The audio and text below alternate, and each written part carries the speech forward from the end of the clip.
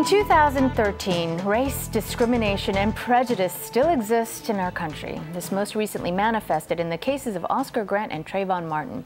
One Bay Area woman who believes that we can help turn this situation around through film and dialogue is Shakti Butler. We welcome Shakti, the founder of World Trust. Her new film, though, is cracking the codes. Let's first take a look. White boy who walks in the room and is animated and moving around and maybe even a little cheeky is smart.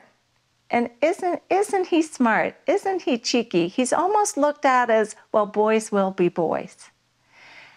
A boy of color, especially an African-American boy who walks in the room exhibiting the same behavior, walks in and it's, I might need to keep an eye on him. We are afraid of these young boys. And I'm talking young boys, 4 years old and above.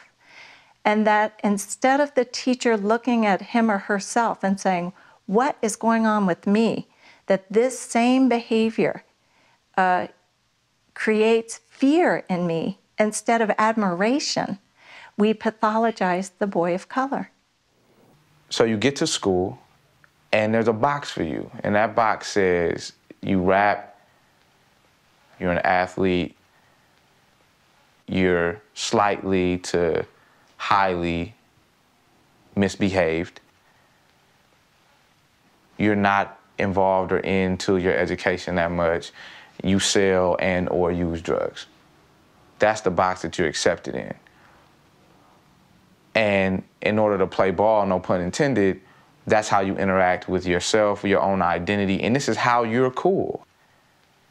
But you feel like the box that it traps you in is you feel like to be healthier, to be in a more sound mind state, to think and know and come from a place of foundation in your life is something that you have to be ashamed of and you have to denounce. It can drive you crazy. Wow, you just ripped that Band-Aid off. You go right to it. That's really powerful. Did you plan that or did it happen? How did it come about? Well, I'd like to say I planned it. Yeah. That was my intention, was to interview people who have a lot of knowledge about the dynamics of race. And what we wanted to do was to be able to provide a frame that encourages people to have a more substantial conversation about race. That's not just about, am I a good person, but really understands that racial inequity is a part of a larger system. And that system has internal components and external components that are moved by power and economics, but they're embedded in history and culture and identity.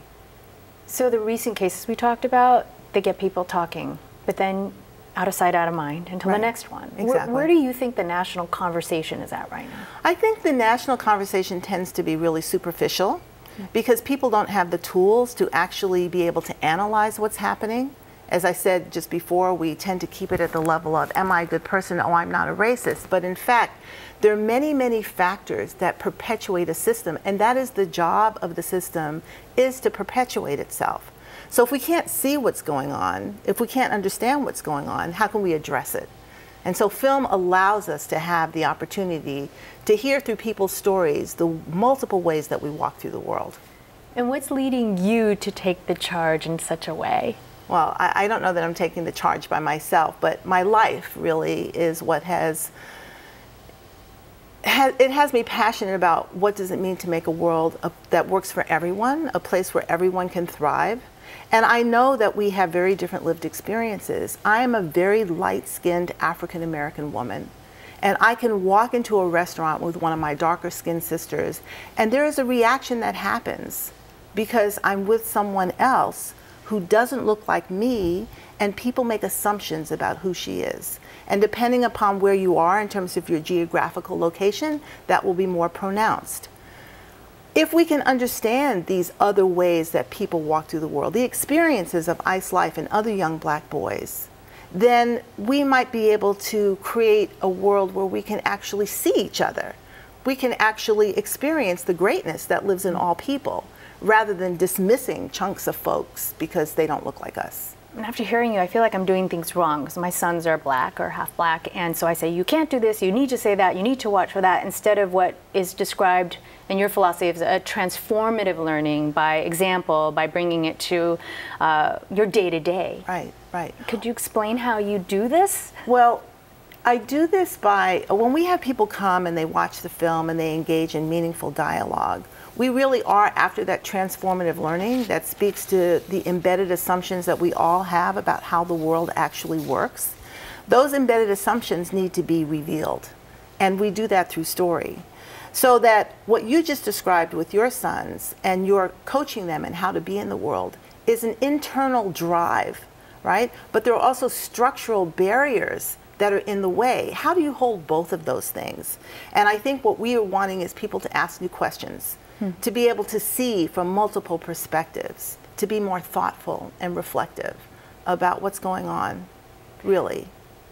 In your film, is there a person we should really pay attention to, or a character that you just think is that aha moment that's just really new and really different and really challenging? Well, you know, my husband's a filmmaker, and God bless him, he's the one that has supported me, but I make films with lots of characters. I think we need critical mass.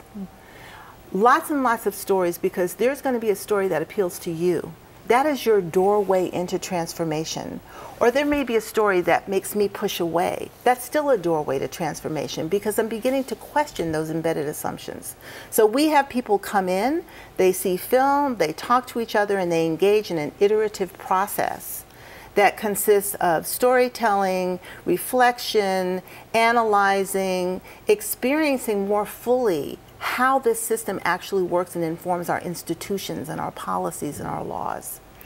Do you think, looking back, that the Trayvon Martin and Oscar Grant cases have actually laid a better foundation for the absorption of your material, Absolutely. of people opening their eyes? Absolutely. I clearly see, after doing this for a very long time, that the edges are softening, that there are people who really want to know how to talk about something that we've not really been allowed to talk about. Well, let's get people to watch. Thank you so much You're for welcome. joining us, Shakti. To learn more about the World Trust, please visit the website at world-trust.org, and you can see Cracking the Codes Tuesday, October 6th and Wednesday, November 8th here in San Francisco and in Oakland. The website is crackingthecodes.org, and we leave you now with a look at the San Francisco Dance Film Festival's Kaleidoscope, run September 12th through September 27th.